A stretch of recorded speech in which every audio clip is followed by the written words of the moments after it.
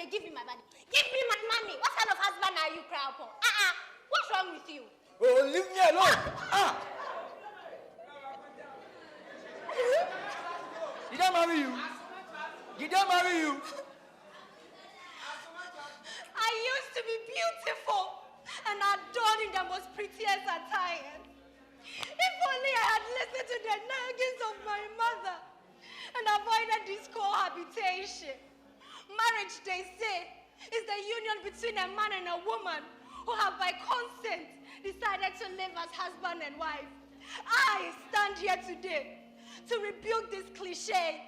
In the greater Accra region, which comprises of the Gans and the Adangbes, marriage is said to be the union between two families coming together as one.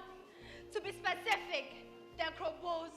I can still hear my mother's words echoing as she said, "Oh, Boshi, let him perform your necessary marriage rites before moving in with him." She indeed took her time to explain these processes to me. I only stand here to educate you on how they are performed so that you may not fall a victim as I did. Before any marriage is conducted, Sepomi, also known as the investigation, is done by both families, particularly the man's family. This is done to know the background of the family as to whether there are some unknown hereditary problems or dubious behaviors. As the proverb goes, ahio tonyenane, loko ahio ebi, which means one looks at the feet of the mother goats before buying the kid. The first portion of the rite is known as chuchu milemi, where the suitors are content with their investigation. The mother of the man is accompanied by an elderly woman who goes to visit the would-be mother-in-law, who then informs her husband with the intention of getting their daughter married. The amount given to the mother-in-law varies from lineage to lineage. The official marriage rite is known as Hesijimi, where the two families meet and the man makes his intentions known to the woman's family.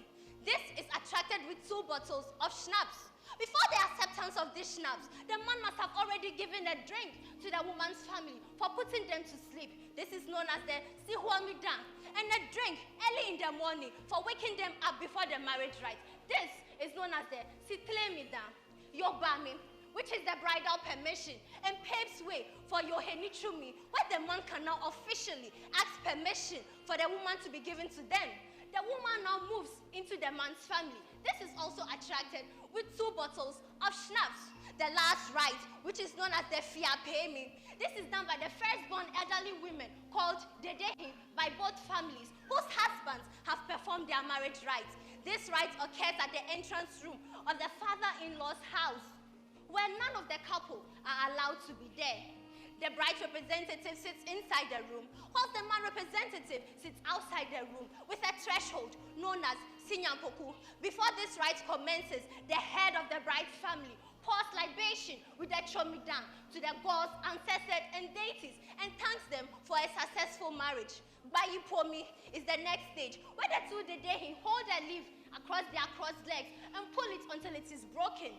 They then exchange the leaves under their legs 3 times, whilst the bride representative says, "Fia, Ijono Hamo," which means, "I bless it for you." And the man representative responds by saying, "Isole," which means, "I accept." They then drink out of the same glass 3 times, still in their kneeling position, as they dance to clamor dance. Ay la la la oh eh, ay la la la oh eh, ay la la la, ay la la la, ay la la la dondo. This dance means a sign of unity. They then move to the main marriage grounds to tell them about a successful Fiapemi. Nyechumiwawe, thank you.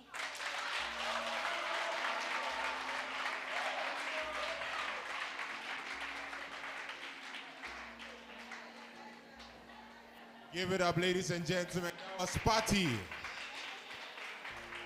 And indeed, she came in to close the show. Jamaic, your word to Patty.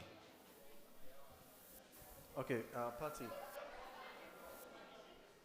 I think you're one of those that have found the best way to use your strength. And I figured from audition, that you can be very good at utilizing your emotions.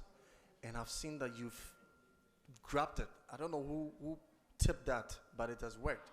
And you got hold of it.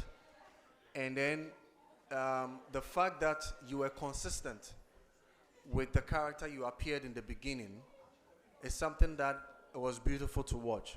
All right? And I think you gave, of course, detailed information, clear information, and there were a lot. Yet you were able to give them, and there was no hitches here and there. And I wonder how you did that. All right? Now, my quick advice here too is that now, as it is, as long as it is, okay, as what you presented, you get to realize that if you're not careful, you can lose the attention of the people that you're presenting it to.